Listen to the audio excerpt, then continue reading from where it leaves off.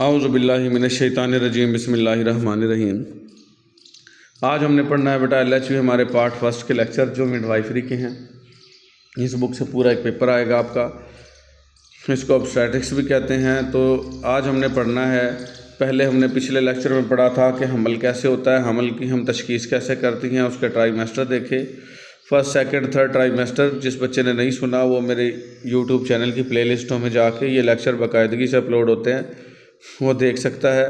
तो आज हमने देखना है हमल के बाद यूट्रस यानी बच्चादानी में, सर्विक्स में और वजाइना में क्या तब्दीलियाँ आती हैं। तो ये आज हमने पढ़ना है। पहले तो बेटा सब बच्चों को, फीमेल्स को पता ही है यूट्रस, सर्विक्स और वजाइना का। कुछ बच्चियां ऐसी हैं जिनको नहीं पता, तो मज़ीद मैं दिखा देता हूँ आपको। ये देखें बेटा, ये वाला पार्ट वजाइना है, ये वाला पार्ट सर्विक्स है, ये वाला पार्ट यूट्रस बच्चादानी है। तो इसमें क्या तब्दीलियाँ आती हैं हमल के बाद, ठीक है। ये वैसे ओवरी और ये फ्लोपियन ट्यूब हैं, ये भी आपको पता होना चाहिए। मुकम्मल ये स्ट्रक्चर बनाना भी आना चाहिए आपको। तो इन तीनों चीज़ों में क्या तब्दीलियाँ हैं, वजाइना में, सर्विक्स में और यूट्रस में, तो ये मैं आपको अब दिखाता हूँ, पढ़ते हैं इसके बारे में। तो फर्स्ट ऑफ ऑल आ जाएगी बेटा यूट्रस बच्चादानी। The uterus gradually increase in size.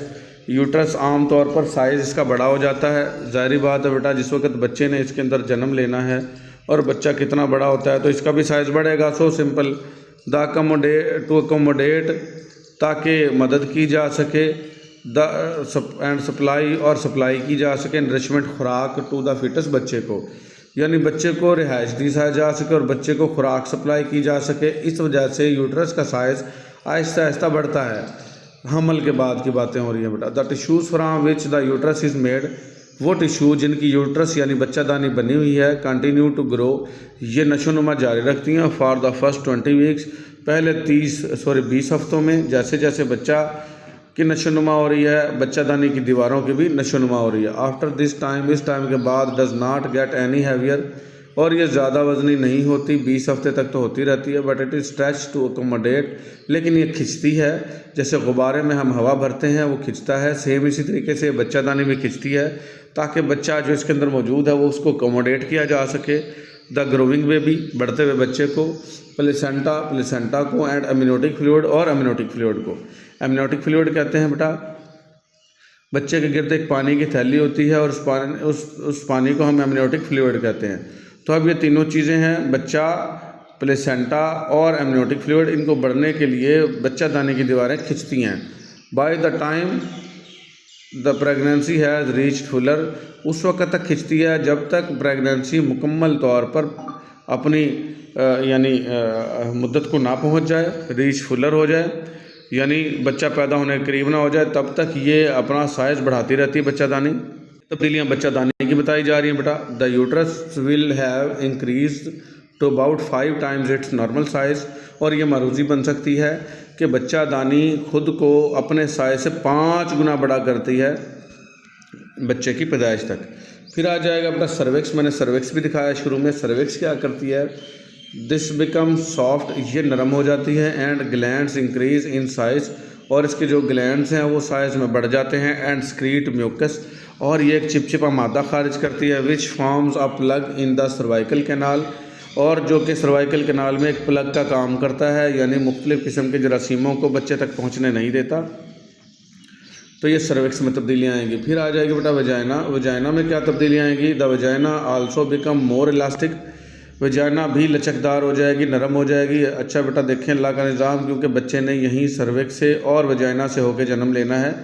इनको पहले ही अल्लाह पाक सॉफ्ट और नरम किए जा रहा है, लचकदार किए जा रहा है, ताकि जब बच्चा पैदा हो तो उसको कोई मसला ना हो।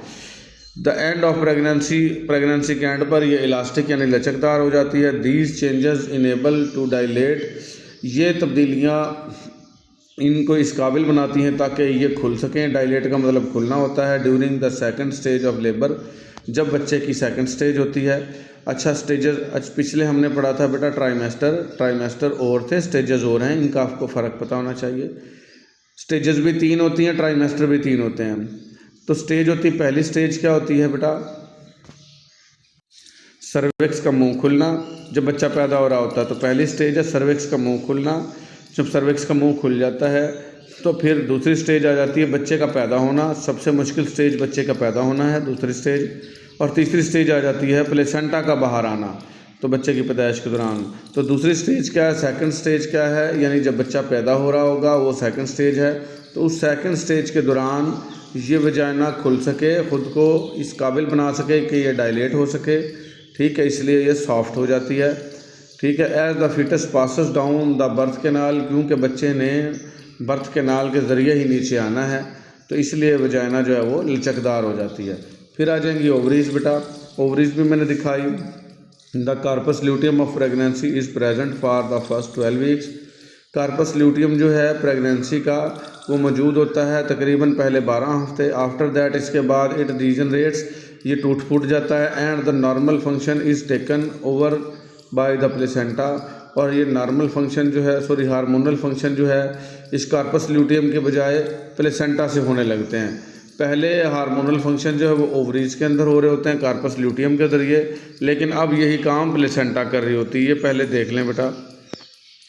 ये देखें बेटा, ओवरी को बड़ा करके दिखाया है, ये ओवरी है, ये चौकोर निशान बना हुआ है, इसको बड़ा करके दिखाया है। जब इस एग निकल जाता है तो एग के बाहर की जो झिल्ली है उसको हम कार्पस ल्यूटियम कहते हैं, ये बच जाती है। ये देखें, ये कार्पस ल्यूटियम है, ये तकरीबन 12 हफ्ते तक मौजूद रहता है। और हार्मोन वगैरह जो खारिज करने होते हैं तो इस कार्पस ल्यूटियम से हो रहे होते हैं, लेकिन जब बच्चा बनने की शुरुआत हो जाती है तो ये कार्पस ल्यूटियम डीजनरेट हो जाता है, टूट जाता है, और बच्चे के गिर्द जो प्लेसेंटा बनती है वो ये काम करती है। ये देखिए बेटा, ये प्लेसेंटा होती है, ये जो गोश्त का लोथड़ा सा जहाँ मैं टच कर रहा हूँ ये प्लेसेंटा है, ये वाली। तो ये वाली फिर उसका काम करना शुरू कर देती है, तो ये बताना चाह रहा है वो। फिर बेटा ब्रेस्ट में क्या तब्दीलियाँ आएंगी, छातियों में औरत की, दूध में क्या तब्दीलियाँ आएंगी, changes in the occur early, इसके अंदर जो तब्दीलियाँ हैं वो जल्दी रोनुमा होती हैं, अर्ली कहते हैं जल्दी रोनुमा होती हैं। द साइज़ इज़ इंक्रीज, इनका साइज़ बढ़ जाता है ब्रेस्ट का। Due to hypertrophy of glands, क्योंकि जो ग्लैंड्स हैं इसके अंदर वो हाइपरट्रॉफ हो जाते हैं, यानी बड़े हो जाते हैं। And ducts in the breast, और जो नालियाँ हैं वो ब्रेस्ट में वो भी बन जाती है, क्योंकि माँ ने दूध पिलाना है यहाँ से बेटा, तो ये बड़ी हो रही हैं। द ब्लड सप्लाई इंक्रीजेज, खून की सप्लाई इनको बढ़ा दी जाती है। And blue veins are seen under the skin, और जल्द के नीचे जो ब्लू नीली वेन्स हैं वो नज़र आना शुरू हो जाती हैं। Secretion occur in the breast, और ब्रेस्ट के अंदर कुछ ना कुछ सक्रीशन आना शुरू हो जाती है, कुछ ना कुछ ब्रेस्ट से बाहर आना शुरू हो जाएगा, चिपचिपा मादा type. And pigmentation of the areolar, और जो एरियोलर है, एरियोलर कहते हैं बेटा जो दूध निप्पल के गिर्द काला निशान होता है, काला दायरा, उसको एरियोलर कहते हैं, उसमें पिगमेंटेशन हो जाएगी। एंड सराउंडिंग टिश्यूज़, और उसके इर्द गिर्द टिश्यूज़ में सून फॉलोज रेफ, और जल्दी ही हो जाएंगी ये चीज़ें। ये रेफर चैप्टर ब्रेस्ट जो है उसमें मुकम्मल डिटेल दी हुई है, मैं दिखाता हूँ आपको। ये देखें बेटा, ये निप्पल है, निप्पल, और ये एरियोला जो काला गिर्द निशान नज़र आ रहा है ये गहरे होना शुरू हो जाते हैं। ये इसके अंदर ग्लैंड्स हैं बेटा, और इसके अंदर खून की सर्कुलेशन बढ़ा दी जाती है, ब्लू वेन्स नज़र आना शुरू हो जाती हैं, नज़र आ रही हैं, देखें इस तरह से ना। तो ये जो काला निशान है ये एरियोला है सारा का सारा, ठीक है, जहाँ पे मैं टच कर रहा हूँ। और ये निप्पल है, ये देखें दूसरी उसमें, इस निप्पल को किसी और ज़ुबान में पीजन भी कहते हैं। ये दायरा लगा के दिखा दिया, और ये एरियोला है, ठीक हो गया। तो उसने बताया कि पिगमेंटेशन यानी गहरे होना शुरू हो जाते हैं ब्रेस्ट में, ये तब्दीलियाँ आ रही हैं, ये हमल के बाद हैं। फिर आ जाएंगे पेल्विक जॉइंट। पेल्विक जॉइंट जो है वो कूल्हे के हड्डियाँ जो है जहाँ से बच्चे ने जन्म लेना है बेटा, वहाँ से अल्लाह की तरफ से क्या तब्दीलियाँ आएंगी हमल के बाद। द इंक्रीज ब्लड सप्लाई, उनको भी खून की सप्लाई बढ़ा दी जाती है अल्लाह की तरफ से पेल्विक जॉइंट्स को। And hormonal action causes relaxation of joints, और हार्मोनल एक्शन, हार्मोन आएंगे, वो वजह बनेगा जॉइंट्स को रिलैक्स करने की, जो जोड़ हैं वो रिलैक्स हो जाते हैं। स्पेसेस और इसके दरमियान में जो खाली जगह है वो भी रिलैक्स हो जाती हैं। And this is at time causes backache, और इस वजह से उसको कमर का दर्द भी अक्सर होता है। And pain over the symphysis pubis, और सिम्फाइसिस प्यूबिस में दर्द भी होता है अक्सर औकात औरत को। ये क्या है, तैयारियां हो रही हैं क्योंकि बच्चे ने यहाँ से जन्म लेना है ताकि ये हड्डियाँ नरम हो जाएं, इनके जोड़ थोड़े थोड़े ढीले हो जाएं ताकि बच्चा आसानी से पैदा हो सके। अदर फिजियोलॉजिकल चेंजेस और दूसरी तबी तब्दीलियाँ क्या आती हैं हमल के बाद? सर्कुलेटरी सिस्टम यानी निज़ाम दौरान खून औरत का, वो उसमें क्या तब्दीलियाँ आएंगी? द ब्लड खून है बेटा, वॉल्यूम इंक्रीज बाय 30%। माँ का जो खून है वो 30% बढ़ा दिया जाता है, क्योंकि माँ के ही खून से बच्चे ने भी जन्म लेना है, बच्चे को भी खून चाहिए, माँ को भी चाहिए। तो अल्लाह का निज़ाम देखें, उसमें 30% जो है वो ब्लड बढ़ा दिया जाएगा माँ का। This effects mainly the placenta, ये असर डालेगा डायरेक्टली प्लेसेंटा पर, but the red blood cells also increase, और इसके साथ साथ रेड ब्लड सेल भी बढ़ा दिए जाएंगे।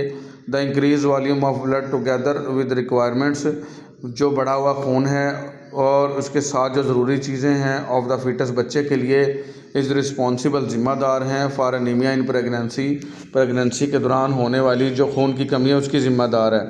क्योंकि क्या है, ये खून बढ़ गया है, ठीक है, और जा कहाँ रहा है? बच्चे में। बड़ा तो है लेकिन चला कहाँ गया? बच्चे में।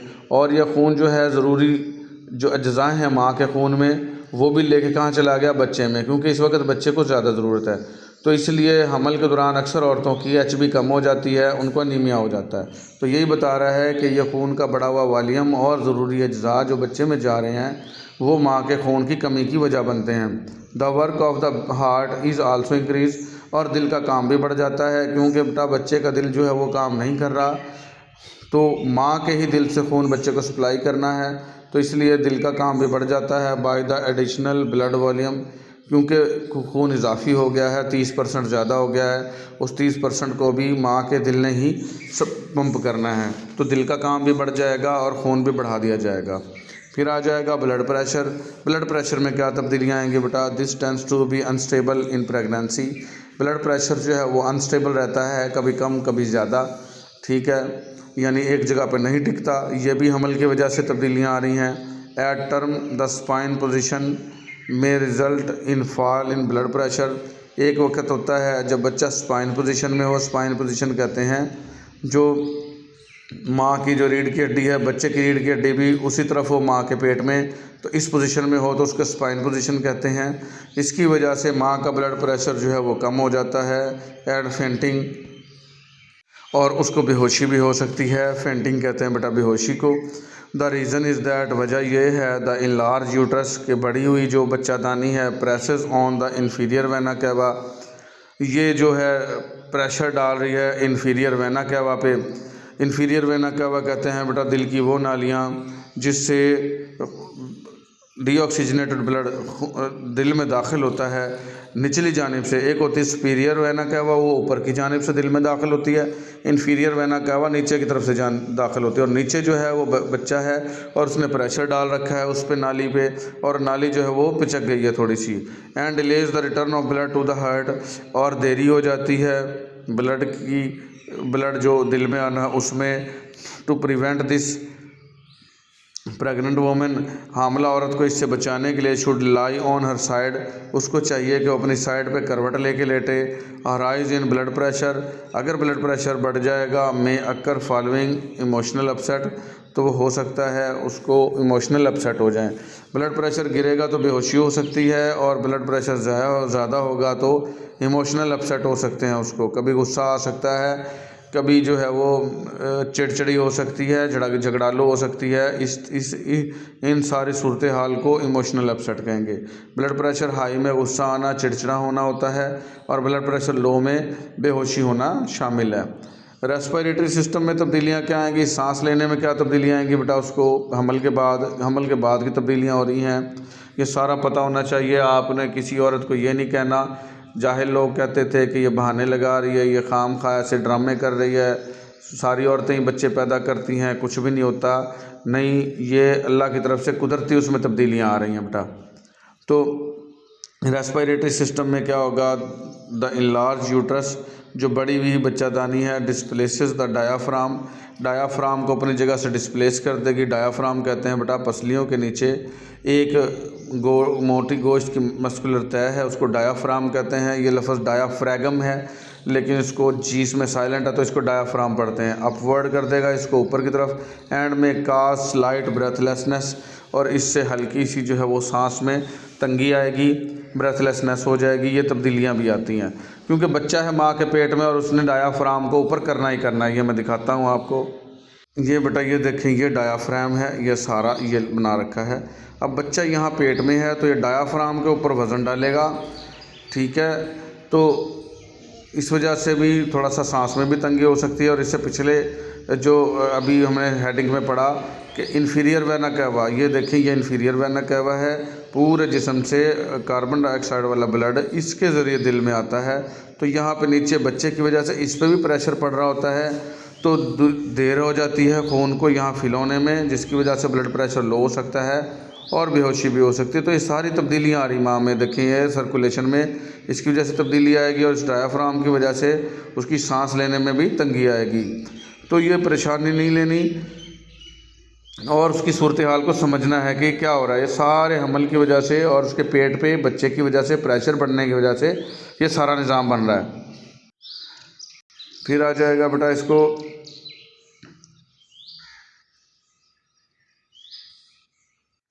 हमने ये पढ़ लिया। अब रेस्पिरेटरी का सांस का निज़ाम, अब पढ़ेंगे डाइजेस्टिव सिस्टम। डाइजेस्टिव सिस्टम में कैसे तब्दीलियाँ आती हैं। नौजिया, उसको बेटा उल्टी आने की कैफियत रहेगी औरत को।